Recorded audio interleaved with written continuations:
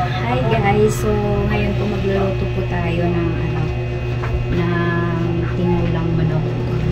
Ayan, nanguha na yung asawa ko ng malunggay. So ano natin, nanguha na yan malunggay, di ba? Medyo daw nga niya rin po. Tapos sasaktan tahin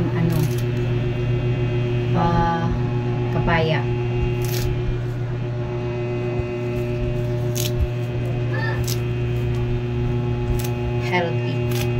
Healthy ini sigurado mga kambing. So yun na nga guys, bali nag-prepare na po ako itong malunggay tapos kapaya. Bali itong pudida kay nagwa man anak asawahan kapaya duha ka bugos.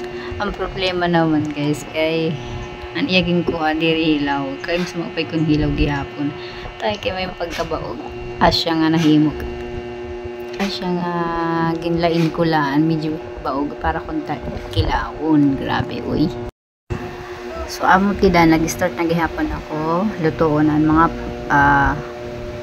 panakot. Sige na akong panakot. Tapos putang tubig. Tapos ayan, ibubutang ko na dinan kapaya kaya siya pinakamaiha maluto. So gipabilis na kay para di kitabutan baing bukas pagkatapos. So ayan. Baga na king ko eh.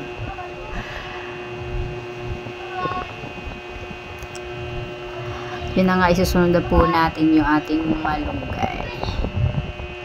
Bali tida, nag-prepare na naman ako para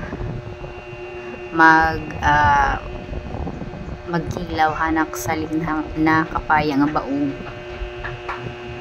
Yan, nag-prepare na pagdila kinuha gidahin yahong kaya siya aton susudlan hit kapaya kay bubutangan tahin suka.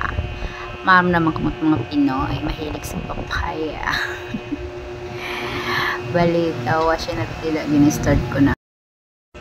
So amo na tida magteteros na kiton kapaya para maano na po naton mababad na suka kaya siya maiton tas butangan hini asin yun na medyo pakit di da bagmog kita daw iksarakot iton dito yung tinula naton naging